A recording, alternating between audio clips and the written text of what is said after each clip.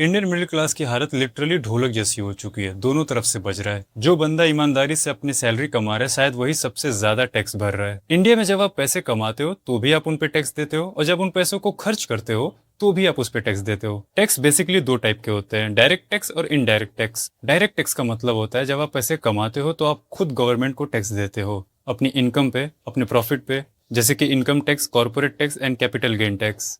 Indirect tax का मतलब होता है जब आप कोई प्रोडक्ट या सर्विसेज खरीदते हो तो उन प्रोडक्ट या सर्विसेज पे ऑलरेडी टैक्स लगा हुआ होता है। आप बिजनेस ओनर्स को पैसे देते हो और सरकार वो पैसा उन बिजनेस ओनर्स से जीएसटी के रूप में ले लेती है।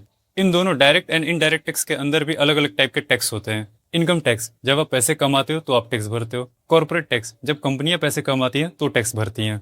कैपिटल गेन टैक्स जब आप कोई इन्वेस्टमेंट करते हो उस पर आपको प्रॉफिट होता है कुछ साल के बाद तो आप टैक्स भरते हो। ये भी दो टाइप के होते हैं, long term capital gain tax और short term capital gain tax. Surcharge, health and education cess, property tax, stamp duty, GST, custom duty, excise duty, road tax, toll tax और भी बहुत सारे किस्म के टैक्सेस हैं इंडिया में। ये सब मिला के एक आम आदमी की लगभग आधी कमाई टैक्स में चली जाती है। और इतना टैक्स भरने के बाद एक आम आदमी को आखिर मिलता क्या है? टूटी हुई सड़कें, गिरता हुआ ब्रिज, बेकार हेल्थ केयर सिस्टम, बेकार education system, unemployment, pollution, corruption और भी पता नहीं क्या क्या। एक तरफ Indian middle class loan, EMI, rent, bills के उलझन में ही फंसा हुआ रहता है, और दूसरी तरफ इंडियन पॉपुलेशन का एक बहुत बड़ा हिस्सा करोड़ों रुपया कमा कर भी लीगली जीरो टैक्स भरता है। इस देश में सबसे बड़ा जोक पता है क्या है? इस देश में जो सबसे ज्यादा ईमानदारी से अपनी सैलरी कमा रहा है, इस टैक्स के सिस्टम में सबसे ज्यादा वही एक्सप्लॉइट हो रहा है। तो सिंपल सवाल ये है, क्या Indian middle class tax payer system के लिए बस एक एटीएम बन के रह चुका है? उससे जितना चाहो पैसे निचोड़ लो। किसी भी डेवलप कंट्री को उठा के देख लो, वहां का एजुकेशन सिस्टम आपको बहुत अच्छा मिलेगा, बट इंडिया में एजुकेशन पे 18% की जीएसटी लगी हुई है।